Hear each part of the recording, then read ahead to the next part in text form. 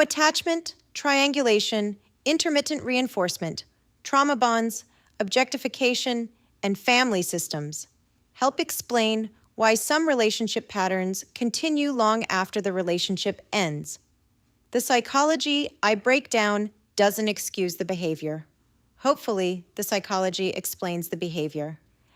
My hope is that by understanding someone else's story, you begin to better understand your own story, your loved one's story, or the story of someone else in your life. Reality television as a longitudinal psychological case study. Welcome back to the Path to Peace Therapy podcast.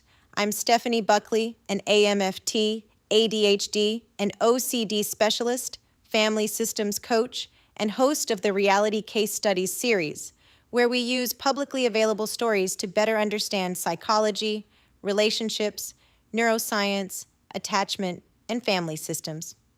Although the people we discuss happen to live portions of their lives in the public eye, this series has never been about celebrity gossip. It has always been about using observable human behavior as a way to better understand ourselves, our families, our relationships, and the emotional patterns that quietly shape our lives. If you're joining me for the first time, let me tell you a little about why this work is so important to me.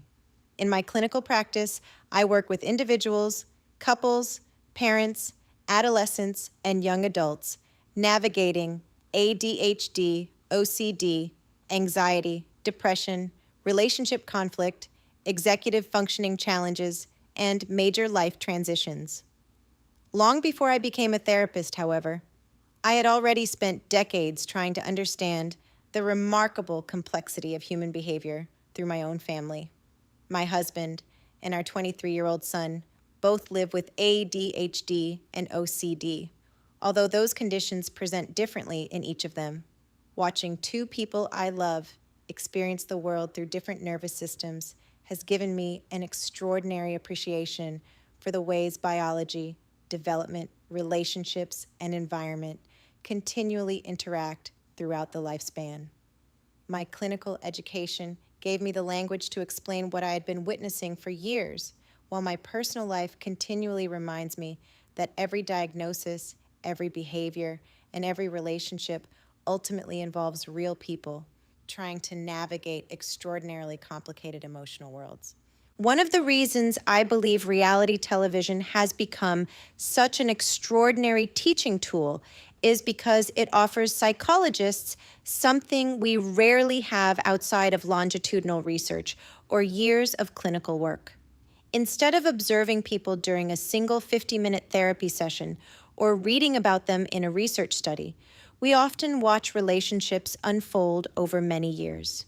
We observe people dating, marrying, becoming parents, navigating betrayal, attempting repair, divorcing, co-parenting, grieving losses, rebuilding identities, and trying to make sense of painful experiences while cameras continue documenting portions of their lives.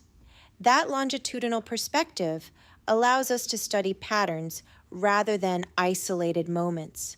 And psychology has always been considerably more interested in patterns than isolated events. Before we begin today's case study, I'd like to invite you to think about a relationship in your own life. Perhaps it is your own relationship. Perhaps it belongs to a sibling, one of your adult children, your parents, a close friend, or someone you've quietly worried about for years.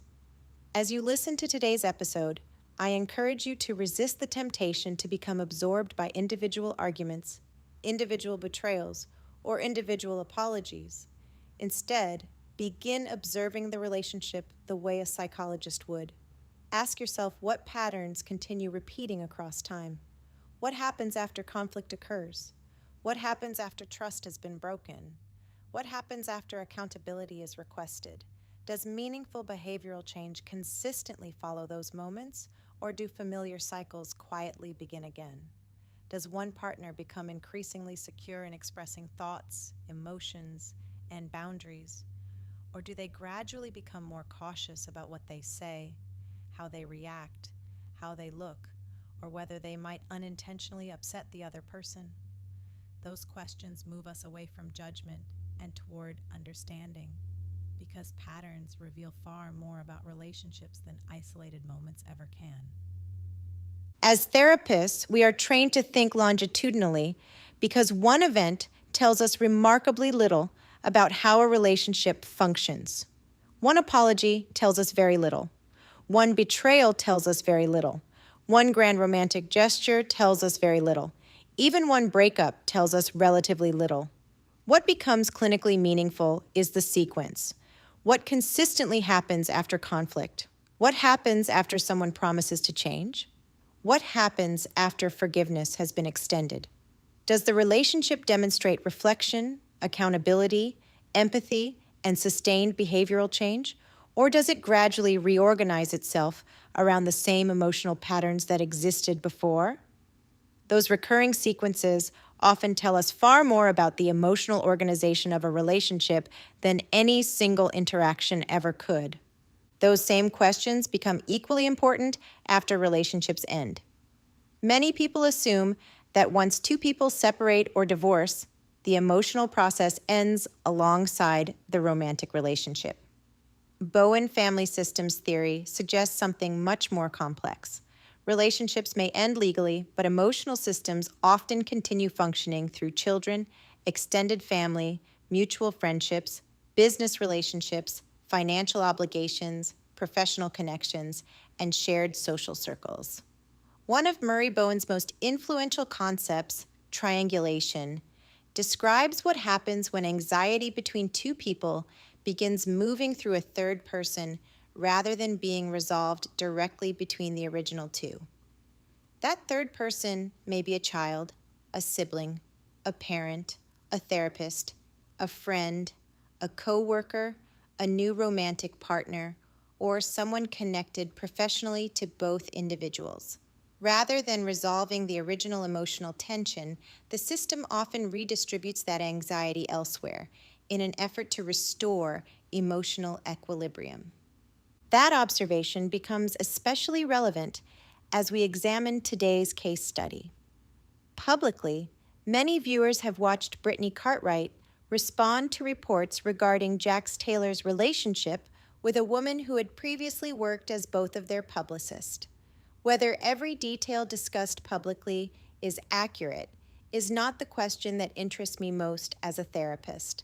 The more interesting psychological question is what happens when the emotional process continues after the romantic relationship itself has ended. How do former partners continue influencing one another through co-parenting, shared professional relationships, mutual friendships, public attention, and overlapping social systems? How do old patterns reorganize themselves when new people begin occupying familiar positions within the emotional system? Those are precisely the kinds of questions Bowen Family Systems Theory encourages us to ask because they help us understand relationships as evolving emotional systems rather than isolated interpersonal conflicts. Today's case study also provides an opportunity to examine one of the most misunderstood topics in contemporary psychology, what many people refer to as narcissistic abuse. Before we go any further, I want to make something very clear. Narcissistic abuse is not a formal psychiatric diagnosis, and this episode should not be interpreted as diagnosing Jax Taylor or anyone else with narcissistic personality disorder. Those are two entirely different concepts. Throughout today's discussion, we will explore publicly observable relationship patterns that are frequently associated with emotionally unhealthy relationships, including love bombing, idealization and devaluation, intermittent reinforcement, trauma bonding, projection, gaslighting, DARVO, objectification, psychological ownership, and coercive interpersonal dynamics. These concepts exist across many different relationships and should never be used as a substitute for a comprehensive psychological evaluation. Another reason I wanted to dedicate an entire episode to this relationship is because I believe it illustrates one of the greatest misconceptions people have about emotionally unhealthy relationships. Most people imagine that these relationships begin with obvious warning signs. They imagine someone meeting a controlling partner and immediately recognizing manipulation, emotional abuse, or coercion. Clinical experience tells us something quite different. Most emotionally unhealthy relationships begin with hope. They begin with excitement, attraction, affection, future planning, validation, and the belief that someone has finally found the person with whom they will build a life.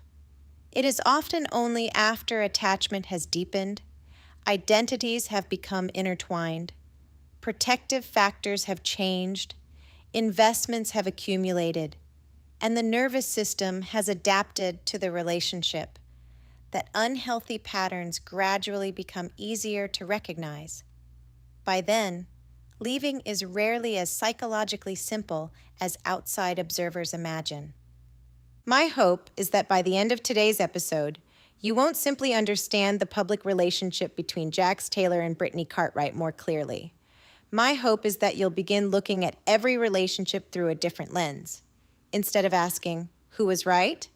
Perhaps you'll begin asking, what patterns have developed across time? How did those patterns emerge?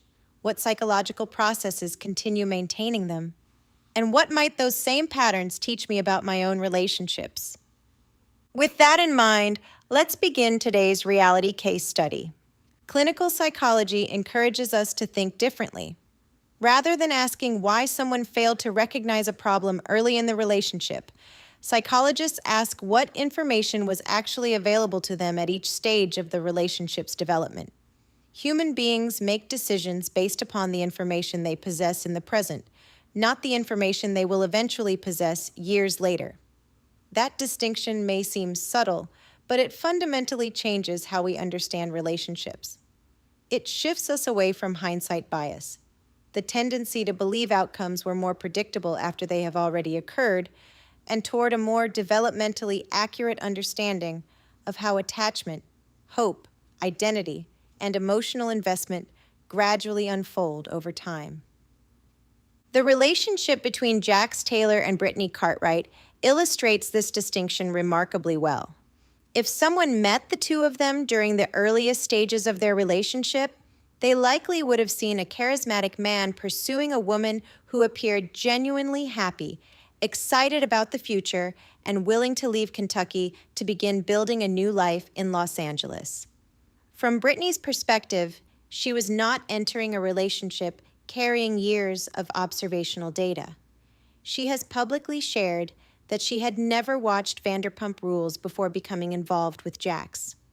Assuming that account is accurate, she was evaluating him according to the experiences she was having directly with him rather than through the lens of several seasons of reality television. She was responding to the version of Jax she personally knew. The audience, however, occupied a very different psychological position. Longtime viewers had already observed multiple romantic relationships involving Jax over several years. They had watched his relationship with Stassi Schroeder, followed by other relationships that included repeated cycles of dishonesty, infidelity, conflict, emotional reconciliation, promises of change, and renewed pursuit. Whether those patterns would continue could not have been known with certainty, but viewers possessed something Brittany did not possess: a longitudinal behavioral history. This distinction is enormously important because one of the strongest predictors of future behavior is not a person's explanation for previous behavior, but the consistency with which similar behavioral patterns emerge across different relationships over time. This observation introduces one of the central principles that will guide today's discussion. Psychology has always been considerably more interested in patterns than personalities. Personality can be captivating. Charisma can be captivating. Emotional stories are captivating. Yet clinicians are trained to look beyond the intensity of individual moments and instead study the organization of behavior across months, years, and sometimes decades. A single apology tells us relatively little. A single betrayal tells us relatively little. One thoughtful gesture tells us relatively little. One argument rarely explains a marriage. It is the repeated sequence of behavior that gradually reveals how a relationship functions under conditions of stress, disappointment, vulnerability, and conflict. As we move through today's case study, I invite you to keep returning to your own life rather than becoming exclusively focused on Jax and Brittany. Perhaps you have watched a close friend repeatedly return to a relationship that appeared painful from the outside. Perhaps you have a sibling whose relationships seem to follow remarkably similar emotional patterns regardless of who they date. Perhaps you have found yourself asking why someone continues giving another chance after another apology, another promise, or another betrayal. Or perhaps, if you are completely honest with yourself, you recognize parts of your own story within theirs. My hope is that today's episode helps you move beyond asking, why would someone stay, and toward a far more clinically meaningful question. What psychological processes made staying feel understandable from their perspective? That shift changes everything. It replaces judgment with curiosity, certainty with humility, and oversimplified explanations with a richer understanding of attachment, learning, neuroscience, family systems, and the extraordinary complexity of intimate relationships.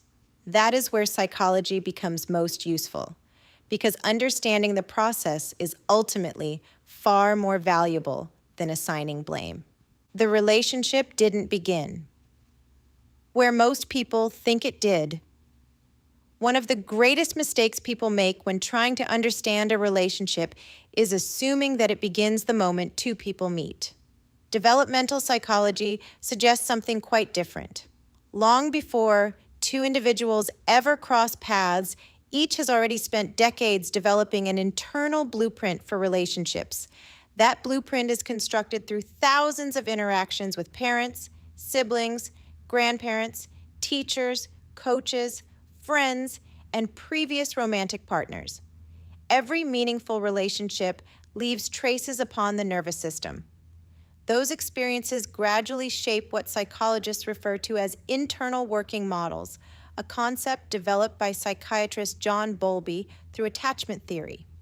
Internal working models are the largely unconscious expectations we develop regarding ourselves, other people, and intimate relationships. They help answer questions most of us never consciously ask. What does love feel like? Can I trust someone? What happens after conflict? Will someone stay if I disappoint them?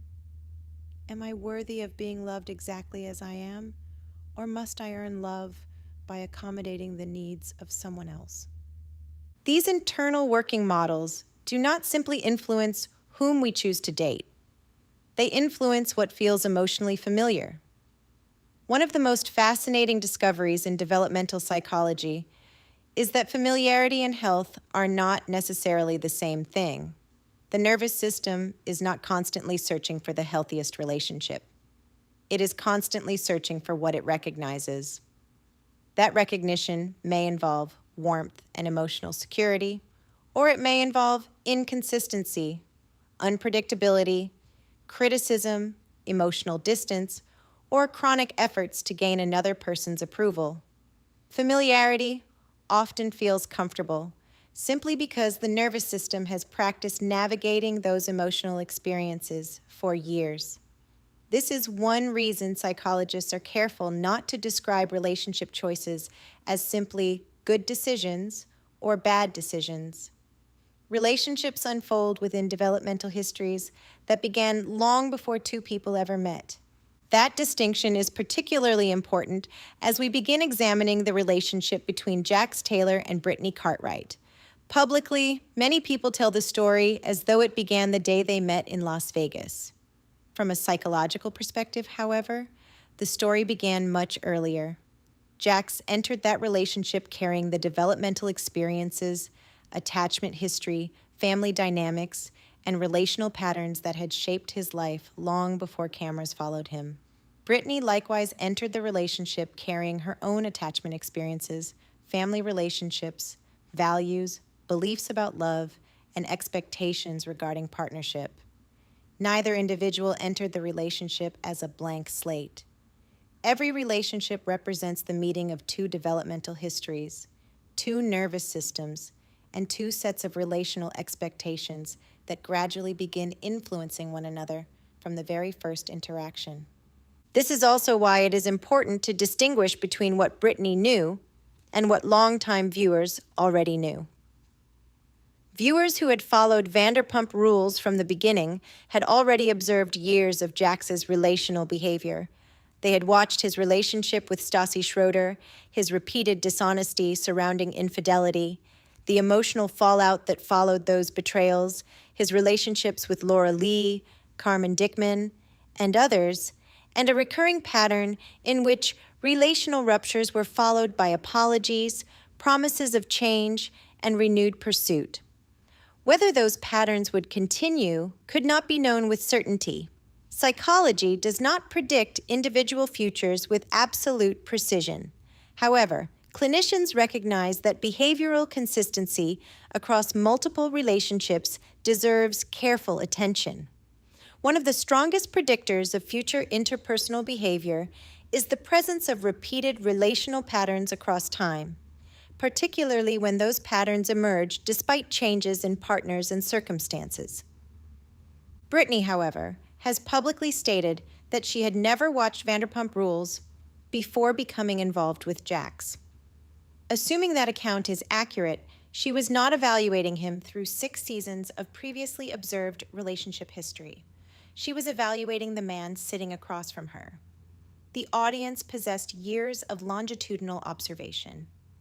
Brittany possessed her lived experience.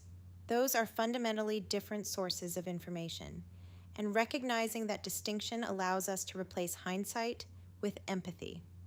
It also reminds us that most people enter relationships based upon who their partner appears to be in the present rather than upon information they do not yet possess. The earliest stages of romantic relationships are also characterized by powerful neurobiological processes that influence perception, decision-making, and emotional bonding. During the initial phase of attraction, dopamine pathways become highly active as novelty, anticipation, and reward interact to reinforce emotional connection. Oxytocin begins strengthening attachment through physical affection and emotional closeness. Norepinephrine contributes to heightened attention and excitement, while changes in serotonin may partially explain why new romantic partners often occupy so much of our thinking during the early stages of a relationship. Collectively, these neurobiological processes help facilitate pair bonding, an adaptive evolutionary mechanism that has supported long-term caregiving and family formation throughout human history. They also remind us that falling in love is not simply a cognitive decision. It is a biological, psychological, and relational process occurring simultaneously. This biological reality also helps explain why the concept of love bombing has become so widely discussed and, unfortunately, so frequently misunderstood. In popular culture, love bombing is often used to describe any relationship that begins with intense affection or enthusiasm. Clinically, however, the concept is considerably more nuanced. Intensity alone is not evidence of manipulation. Many healthy relationships begin with extraordinary excitement, frequent communication, thoughtful gifts, future planning, and a genuine desire to spend significant amounts of time together. Those experiences are entirely consistent with healthy attachment formation. The psychological question is not whether someone expressed affection intensely. The more important question is what happened after attachment became established. Did the warmth remain relatively consistent as the relationship matured, or did it gradually become contingent upon compliance, admiration, control, or the partner's willingness to accommodate the other person's emotional needs.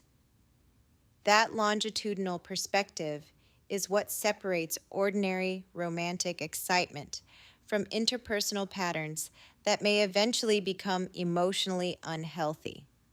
As we continue exploring Jax and Brittany's story, I would encourage you to resist evaluating any single interaction in isolation. Instead, begin observing the sequence. Notice how relationships begin. Notice what happens after conflict. Notice how accountability is expressed. Notice whether behavioral change is sustained or temporary. Notice whether emotional closeness becomes increasingly reciprocal or increasingly conditional. Most importantly, notice whether both people continue growing into more authentic versions of themselves, or whether one person's world gradually becomes organized around maintaining the emotional stability of the relationship. Those observations will become increasingly important as we examine one of the most psychologically significant decisions Brittany made early in their relationship, leaving Kentucky and relocating across the country to build a life in Los Angeles. Leaving Kentucky, how relocation changes the psychology of a relationship. One of the most psychologically significant moments in Jax Taylor and Brittany Cartwright's relationship occurred long before marriage, parenthood, or infidelity entered the picture. It occurred the moment Brittany made the decision to leave Kentucky and relocate across the country to Los Angeles. To many viewers, this appeared to be a simple romantic gesture. A young woman fell in love, packed her belongings, and moved to California to begin building a life with the man she loved. Similar stories unfold every day, and many become healthy, lifelong partnerships. From a psychological perspective, however, relocation for a romantic relationship represents one of the most significant developmental transitions an adult can experience because it reorganizes nearly every system that supports emotional functioning. When psychologists think about relocation, we rarely think only about geography. Instead, we think about attachment systems, protective factors, identity development, and environmental stability. Every individual develops within an ecosystem consisting of family relationships, friendships, routines, professional roles, cultural expectations, neighborhoods, places of worship, recreational activities, mentors, and countless other experiences that collectively support emotional regulation. Many of these influences remain largely invisible until they are suddenly absent. We often discover the importance of a support system only after we have left it behind. In psychology, these stabilizing influences are referred to as protective factors. Protective factors are the people, environments, routines, resources, and relationships that help buffer the effects of stress and increase psychological resilience. They do not eliminate adversity, but they significantly influence how effectively individuals recover from adversity.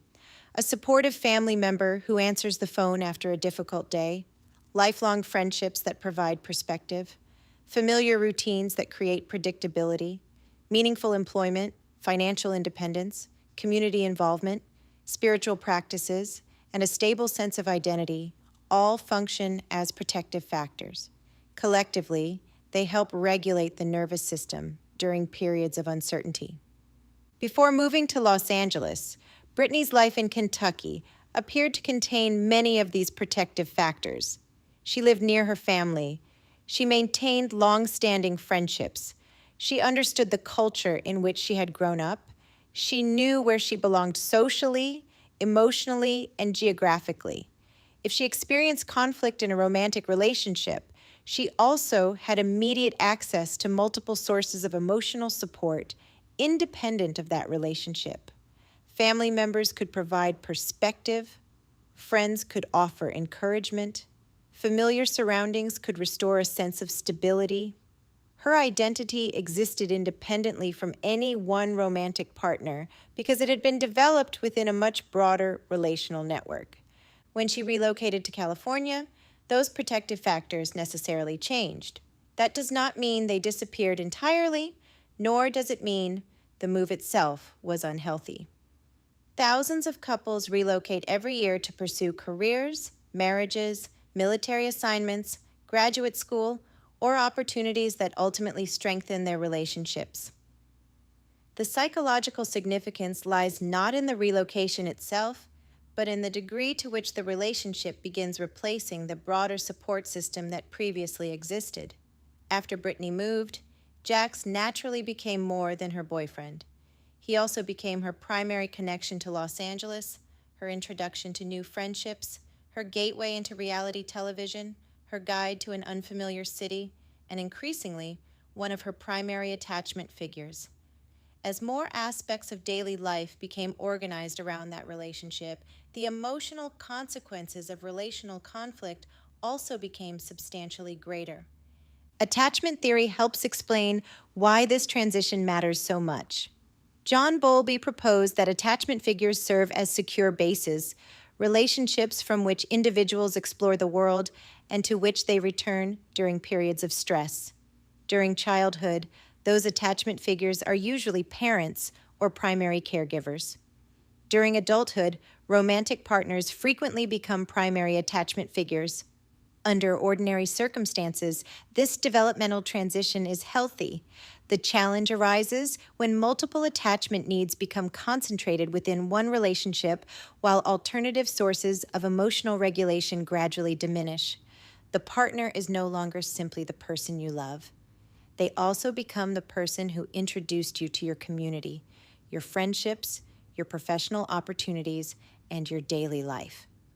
The emotional weight carried by that relationship increases dramatically because so many aspects of identity have become interconnected with it. This observation helps explain why clinicians are often uncomfortable with questions such as, "Why didn't she just leave?"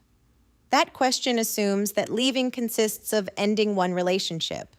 From a systems perspective, leaving may simultaneously involve relocating again, rebuilding a social network, redefining one's identity, creating financial independence, grieving the imagined future that had been planned together, and separating from the person who has gradually become intertwined with nearly every aspect of daily life. By the time many individuals begin recognizing unhealthy relationship patterns, they are no longer deciding only whether to remain with a romantic partner. They are deciding whether to dismantle an entire emotional ecosystem that has developed over years. Behavioral economics offers another concept that helps explain why this decision often becomes increasingly difficult over time. Researchers refer to this as the sunk cost effect. The sunk cost effect describes the tendency to continue investing in something because of the resources that have already been invested, even when current circumstances have become increasingly painful or uncertain. Although this concept originated within economics, psychologists have repeatedly demonstrated that it applies equally well to intimate relationships. The investments are not merely financial. They include emotional energy, years of shared experiences, sacrifices, relocation, career decisions, marriages, children, family relationships, and future plans. The internal dialogue frequently becomes, "I've already invested so much. Surely things will improve. I can't believe everything I've sacrificed was for nothing." Those thoughts do not reflect weakness. They reflect the very human tendency to protect investments that have become deeply meaningful. As the relationship between Jax and Brittany continued developing, another psychological process quietly strengthened alongside those investments.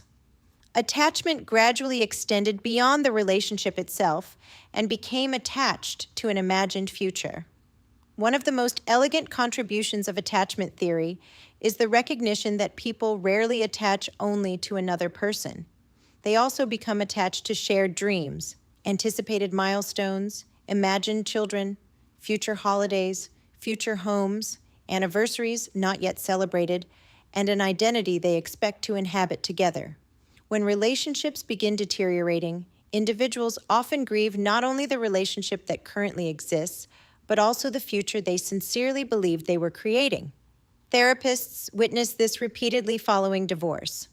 Clients frequently discover that they are mourning possibilities every bit as much as realities. Understanding these developmental processes fundamentally changes the way we interpret Brittany's story. Rather than asking why she continued investing after painful experiences emerged, psychology encourages us to ask a different question. What had the relationship gradually come to represent? Was it simply a boyfriend, or had it also become home, identity, belonging, career, community, attachment, friendship, future family, and emotional security?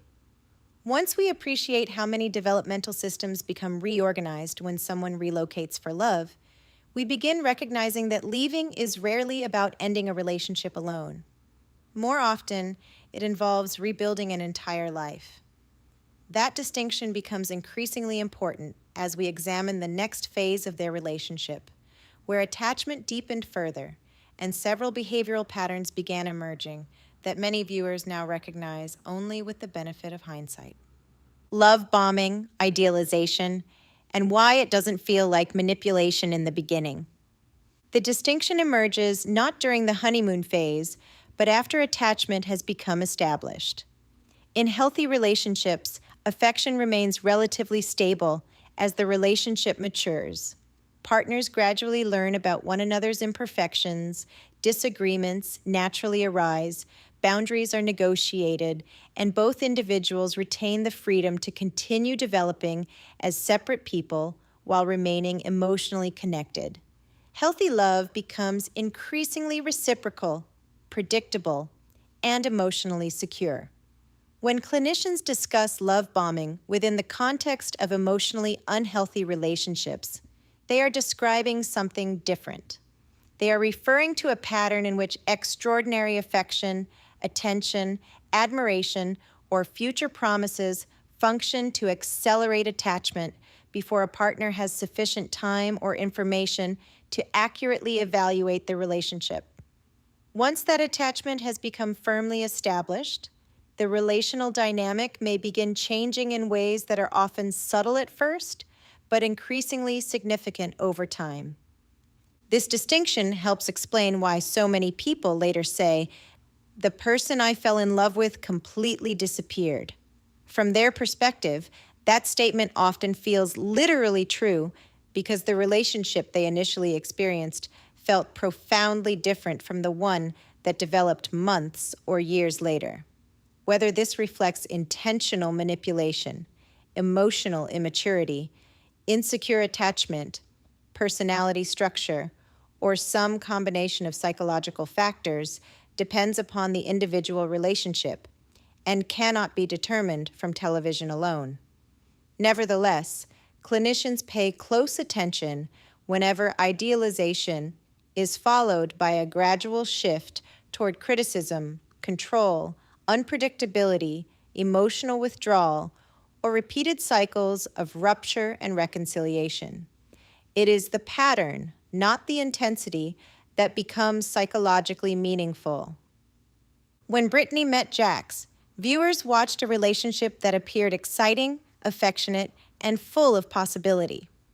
Publicly, she has spoken about how special she felt during the beginning of their relationship. Like many people entering a new romance, she was evaluating the relationship through the experiences she was having in the present rather than through information she did not yet possess. This is where hindsight bias becomes particularly important. After years of watching their relationship unfold, many viewers now point to early interactions and ask, "How did she not see it?" That question overlooks a fundamental principle of cognitive psychology. Human beings cannot evaluate relationships using information they have not yet acquired. We evaluate people according to the experiences available to us at the time. The audience was evaluating Jax with years of accumulated behavioral history. Brittany was evaluating him through the lived experience of a woman who believed she had met someone deeply invested in building a future together. Psychologists often describe the earliest stage of many romantic relationships as idealization. Idealization refers to the tendency to perceive another person in exceptionally positive terms while minimizing or overlooking characteristics that may eventually become more concerning. Importantly, idealization is not inherently unhealthy. It occurs to varying degrees in nearly every romantic relationship because attraction naturally biases attention toward positive characteristics. Neuroimaging studies suggest that early romantic love temporarily alters activity within regions of the brain involved in reward processing, motivation, and social evaluation. In other words, our brains are literally organized to focus on the aspects of another person that strengthen attachment. Evolutionarily, this makes sense. Pair bonding has historically increased the likelihood of cooperation, child rearing, and survival. The problem is not idealization itself. The problem arises when one partner repeatedly presents an image that cannot be sustained once attachment has become secure. As the relationship between Jax and Brittany continued, many viewers began noticing a gradual shift in the emotional climate of the relationship. The excitement and admiration that characterized the beginning increasingly became interwoven with criticism, inconsistency, broken trust, and emotional unpredictability. One of the challenges clinicians frequently encounter is helping clients recognize that emotionally unhealthy relationships rarely transition from loving to abusive overnight. More commonly, the transition is incremental. The changes occur slowly enough that each individual incident can be explained away. One argument becomes a stressful day. One criticism becomes frustration. One betrayal becomes a mistake. One apology restores hope. One romantic weekend renews optimism. One promise convinces someone that meaningful change has finally begun. Each event appears understandable when viewed independently. Only when those events are examined collectively does the larger pattern become visible. Behavioral psychology offers another concept that helps explain why these relationships often become increasingly difficult to leave. That concept is known as intermittent reinforcement. Intermittent reinforcement occurs when rewards are delivered unpredictably rather than consistently. Decades of behavioral research have demonstrated that unpredictable rewards often produce stronger behavioral persistence than rewards delivered on a fixed schedule. Slot machines represent one of the most familiar examples.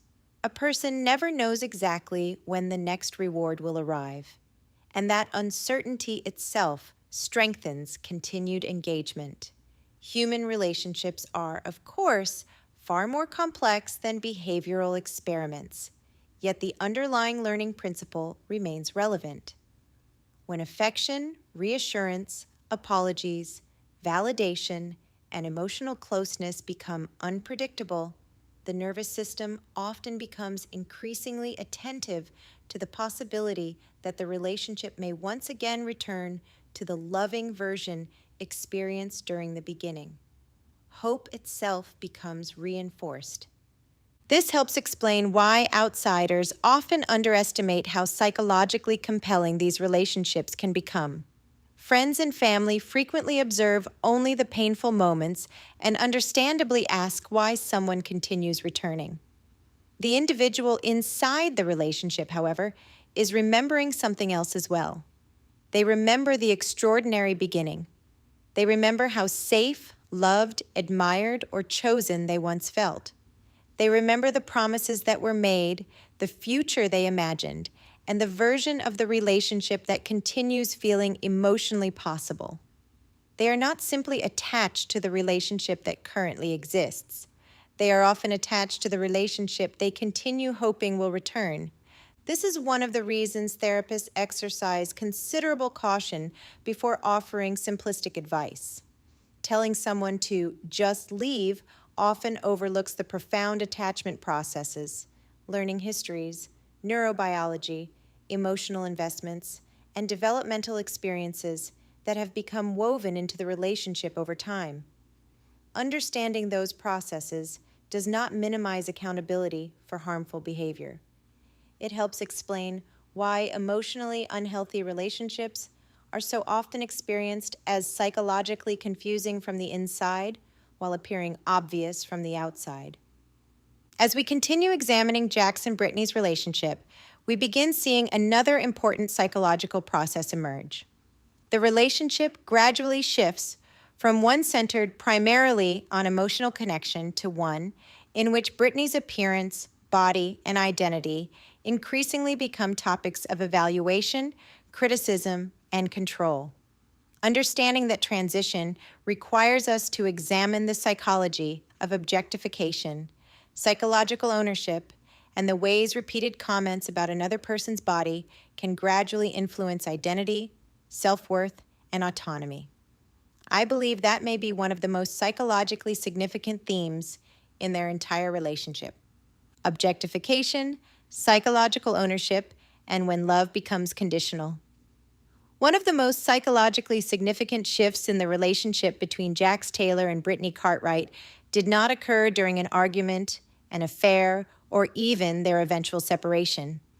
It occurred much more gradually through repeated messages about Brittany's body, her appearance, and the ways in which she was expected to present herself. These moments may appear relatively insignificant when viewed individually. A comment here, a suggestion there, a cosmetic procedure, a joke about weight, a criticism made in passing. Each incident, considered independently, can often be minimized, rationalized, or dismissed as preference. Psychology, however, asks us to examine something much larger. What happens when these messages become part of an enduring relational pattern? How does repeatedly receiving the message that your value is connected to your appearance influence your identity, your self-esteem, your bodily autonomy, and your understanding of what is required to maintain love? To answer those questions, it is helpful to introduce the psychological concept of objectification. Objectification occurs when an individual gradually comes to be valued more for what they provide, how they appear, or the function they serve than for the complexity of who they are as a person. Rather than being experienced as a fully autonomous individual with independent thoughts, emotions, preferences, and boundaries, the person increasingly becomes evaluated according to how successfully they meet another person's expectations. Although objectification is often discussed in relation to physical appearance, psychologists recognize that it can occur in many forms. Someone may be objectified for beauty, status, sexuality, financial success, caregiving, professional achievement, or emotional labor. The common thread is that the person's humanity becomes secondary to the role they are expected to fulfill. One of the most influential frameworks for understanding this process is objectification theory, developed by psychologists Barbara Fredrickson and Tommy Ann Roberts. Their research proposes that when individuals, particularly women, are repeatedly evaluated according to their physical appearance, they may gradually begin viewing themselves through the same external lens. This process is referred to as self-objectification. Rather than asking, "How do I feel?" the individual increasingly asks, "How do I look?"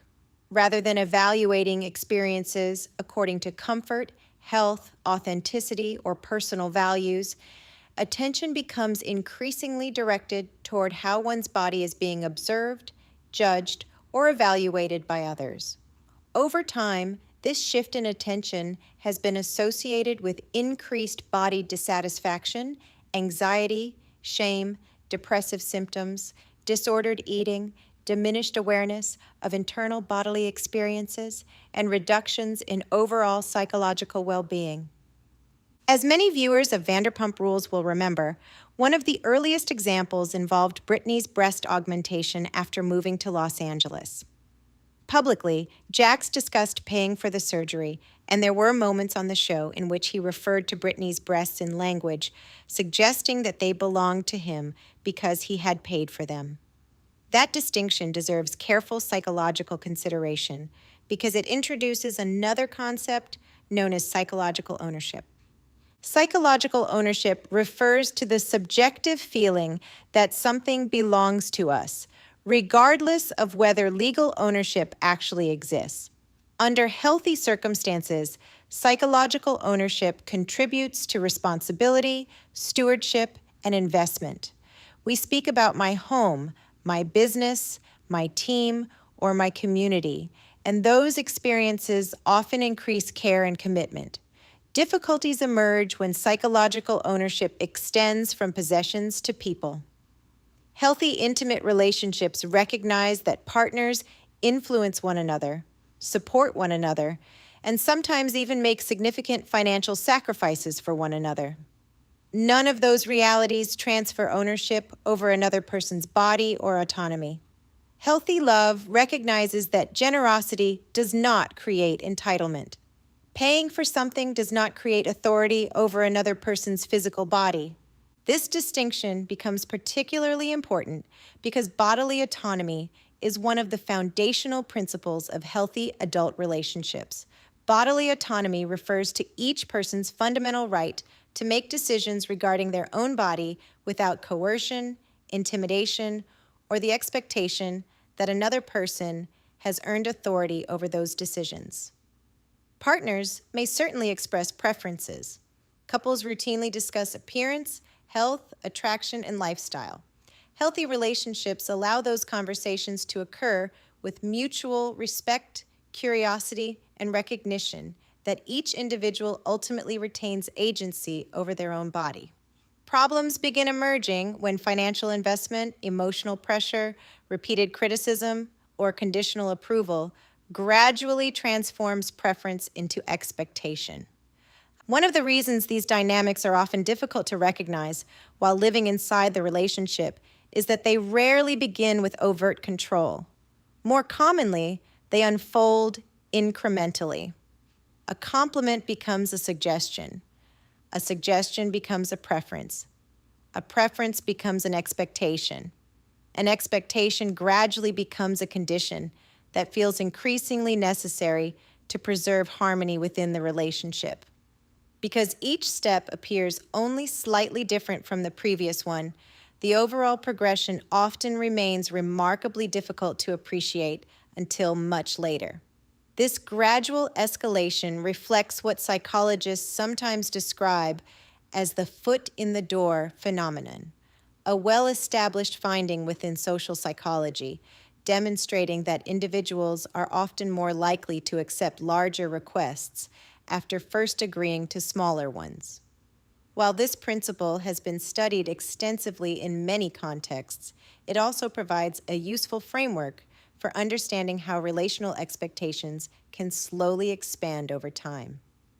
Years later, following the birth of their son Cruz, another important shift became visible publicly. Brittany has spoken openly about the physical changes that accompanied pregnancy and childbirth. Like many women, she experienced weight changes and described feeling that her body no longer looked the way it had before becoming a mother. During this period, Jax publicly made comments about her appearance, including referring to her as looking like a tree trunk. Regardless of how the comment was intended, statements like these deserve careful consideration because they occur during one of the most psychologically vulnerable developmental periods in a woman's life. The postpartum period is not simply a time of physical recovery. It represents one of the most significant identity transitions of adulthood. Developmental psychologists often describe the transition into parenthood as a profound reorganization of identity. Women are simultaneously recovering physically, adapting hormonally, establishing maternal identity, renegotiating partner relationships, adjusting to disrupted sleep, and learning entirely new caregiving roles while their bodies continue healing.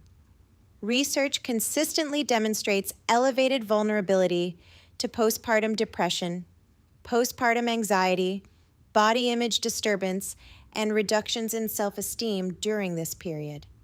Consequently, the quality of a partner's emotional support often becomes a powerful protective factor influencing maternal adjustment. This is why repeated criticism regarding appearance during the postpartum period may carry psychological significance beyond the words themselves. The issue extends far beyond body image. It begins influencing attachment security, emotional safety, identity, and self-worth.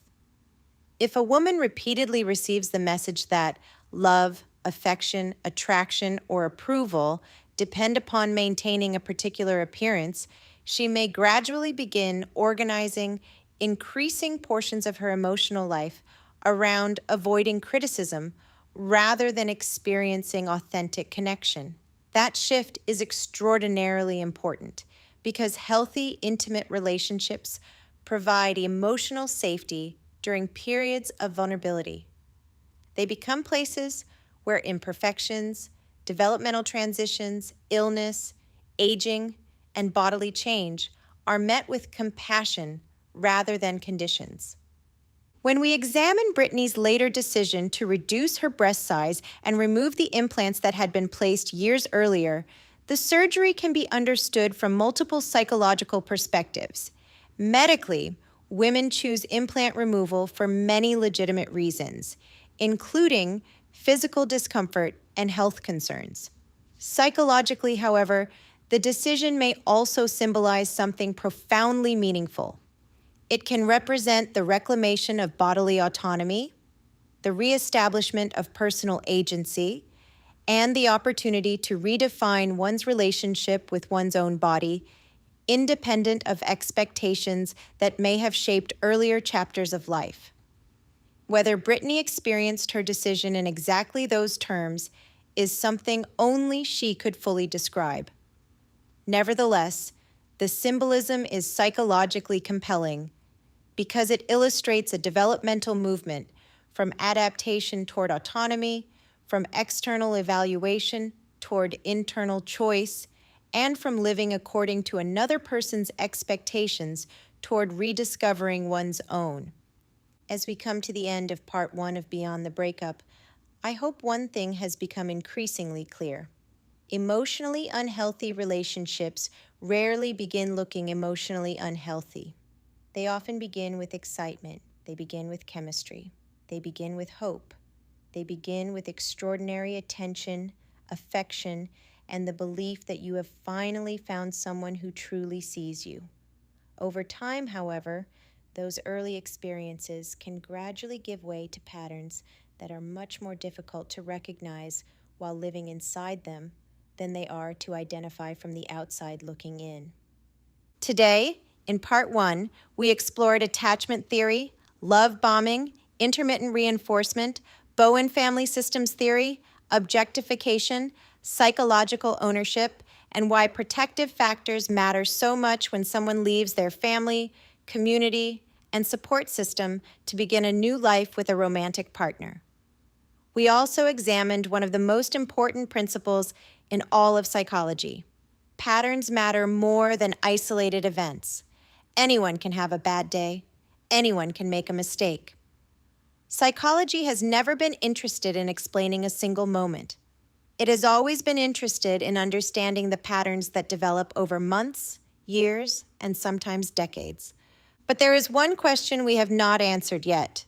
If someone recognizes an unhealthy relationship, if they leave, if the divorce is finalized, why doesn't the healing begin immediately? Why do so many people continue feeling anxious long after the relationship has ended? Why does one text message suddenly raise your heart rate? Why can simply seeing someone's name appear on your phone completely change your body within seconds? Why do so many people say, "I know I'm safe now, but my body doesn't seem to believe me"? Those questions take us beyond psychology and into neuroscience. Because leaving a relationship is one event, teaching your nervous system that the danger has passed is an entirely different process. Join me next time for part 2 of Beyond the Breakup. In part 2, we're going to explore one of the most influential books ever written about trauma and the nervous system, The Body Keeps the Score by Dr. Bessel van der Kolk. We'll examine why the brain continues preparing for danger long after a relationship has ended, how chronic stress changes the body biologically, why cortisol, the HPA axis, and allostatic load matter, and why healing involves much more than simply deciding to move on. We'll also explore trauma bonding, cognitive dissonance, gaslighting, projection, DARVO, differentiation of self, neuroplasticity, and perhaps the most hopeful finding in all of neuroscience. The brain remains capable of change throughout the lifespan, because the question is not simply, how did Brittany get into this relationship? The question becomes, how does someone rebuild a nervous system after spending years adapting to survival? And perhaps an even more important question, how is your own nervous system adapting to the relationships in your life today? Thank you so much for joining me for part 1 of Beyond the Breakup. If today's conversation helped you see relationships through a different lens, I hope you'll share this episode with someone who may need it. And be sure to follow the Path to Peace Therapy podcast so you don't miss part 2, because that is where we begin connecting the psychology of unhealthy relationships with the neuroscience of healing. Remember, the psychology I break down doesn't excuse the behavior. Hopefully, the psychology explains the behavior. My hope is that by understanding someone else's story, you begin to better understand your own story, your loved one's story, or the story of someone else in your life. Until next time, this has been part 1 of Beyond the Breakup. I'll see you next week for part 2, where we'll discover why leaving a relationship is only the beginning of healing, and how the brain and body can learn that they are finally safe again.